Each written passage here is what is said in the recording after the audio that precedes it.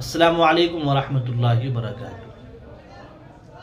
محترم ناظرین، ہم جانتے ہیں کہ یہ مہینہ جو شروع ہوا ہے یہ ماہ رجب کا مہینہ ہے۔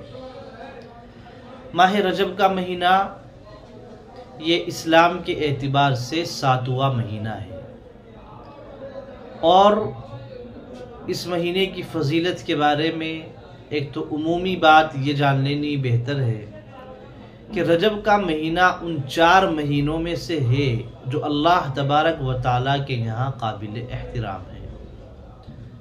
ایک تو اس کو یہ عمومی فضیلت حاصل ہے ماہ رجب کو، اللہ تعالیٰ نے اس کو ایک گنا فضیلت عطا فرمائی ہے۔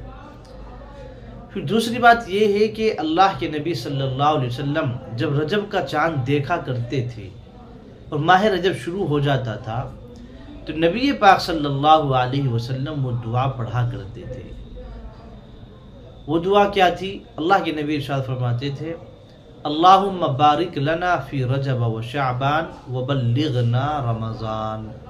اللہم بارک لنا فی رجب و شعبان وبلغنا رمضان، کہ اے اللہ آپ ہمارے لیے رجب میں اور شعبان کے مہینے میں برکتیں عطا فرما دیجیے اور ہمیں رمضان تک پہنچا دیجیے۔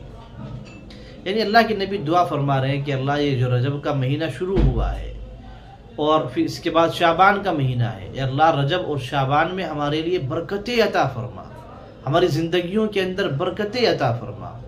کیوں؟ تاکہ ہم کیا پالے؟ آگے جو رمضان المبارک کا عظیم اور بابرکت مہینہ آنے والا ہے، اس مہینے کی برکات کو ہم لوگ پالیں۔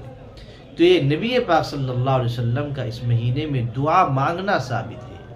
اس لیے میں بھی اور آپ سب بھی، ہم سب اللہ سے دعا مانگے، اے اللہ ہماری زندگیوں کے اندر برکتیں عطا فرما، اے اللہ ہمارے لیے رجب میں اور شعبان میں برکتیں عطا فرما، تاکہ ہم کیا کریں؟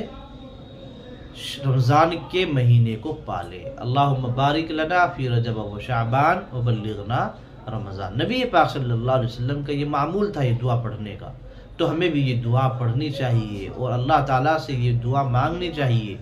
اور چونکہ رمضان آنے والا ہے، ہم لوگوں کو ابھی ہی سے کیا کر دینا چاہیے؟ عبادتوں کے اندر اضافہ کر دینا چاہیے، تاکہ رمضان المبارک کے آتے آتے عبادتیں کرنا ہمارے لیے آسان ہو جائے اور اللہ تبارک و تعالیٰ کی طرف سے خوب رحمتیں رمضان المبارک کے اندر ہم لوگ سمیٹ سکیں۔ اللہ مجھے اور ہم سب کو عمل کی توفیق عطا فرمائے۔ السلام علیکم ورحمۃ اللہ وبرکاتہ۔